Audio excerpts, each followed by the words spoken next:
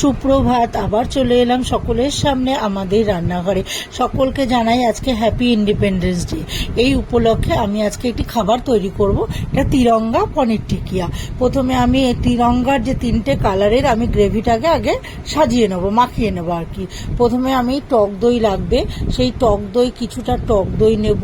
তারপরে আমি একটু বেসন নেবো, আগে আমি অরেঞ্জ কালারটা করে নেব, অরেঞ্জ কালারের গ্রেভিটা। এবার কিছুটা টক দই নেব, নিয়ে ওর মধ্যে একটু বেসন নেব, নিয়ে তারপরে আমি ওর মধ্যে পরিমাণ মতো নুন দেব, তারপরে স্বাদ মতো একটু চিনি দেব, একটু চাট মশলা দেব, তারপরে একটু গোলমরিচের গুঁড়ো দেব, দিয়ে নিয়ে এইবার আমি ওর মধ্যে একটু কসুরি মেথি দেব, দিয়ে আর লাল লঙ্কার গুঁড়ো দেব, দিয়ে ভালো করে ওই ব্যাটারটাকে একদম গুলে নেব।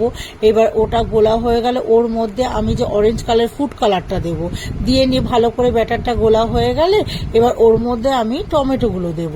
টমেটোগুলোকে দিয়ে এবার আমি পনির, যে কটা পনির আমি সাজাবো আর কি, সেই কটা পনির ওর মধ্যে দিয়ে দেবো।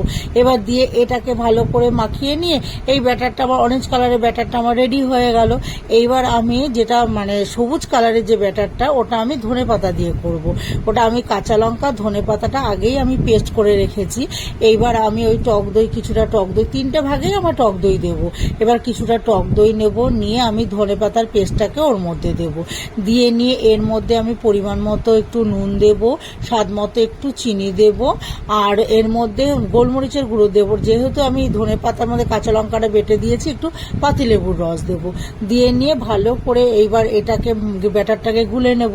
নিয়ে ওর মধ্যে আমি ক্যাপসিকাম দেব, টুকরো করা ক্যাপসিকাম দেব, আর পনির দেব, দিয়ে এবার এটাকেও ভালো করে মাখিয়ে ব্যাটারটা রেডি করে নিলাম। এইবার আমি যে সাদা কালারের ব্যাটারটা ওটা করে নেব।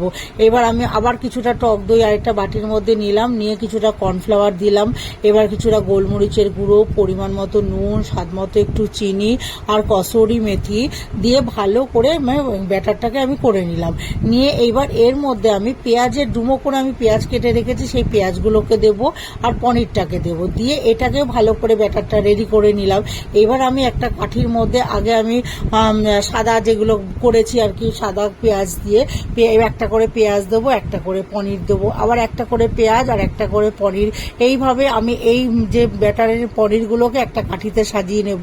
এবার আমি আরেকটা কাঠি সাজাবো, সেটা আমি সবুজ কালারের। এবার ওটার মধ্যে একটা ক্যাপসিকাম ঢোকাবো, একটা পনির ঢোকাবো, এইভাবে করে আমি এটাকেও সাজিয়ে নেব। আবার আরেকটা কাঠিতে আমি অরেঞ্জ কালারের, ওটা একটা করে টমেটোর টুকরো দেবো, একটা করে পনির দেবো।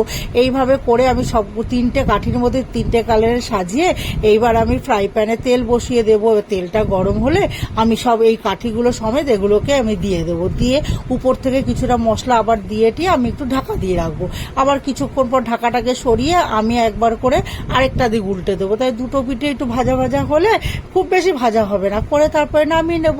তাহলেই তৈরি হয়ে যাবে আমার তিরঙ্গা পনির টিকিয়া। এই খাবারটি যদি ভালো লেগে থাকে, লাইক করবেন, কমেন্ট করবেন, শেয়ার করবেন, অবশ্যই সাবস্ক্রাইব করবেন। ধন্যবাদ।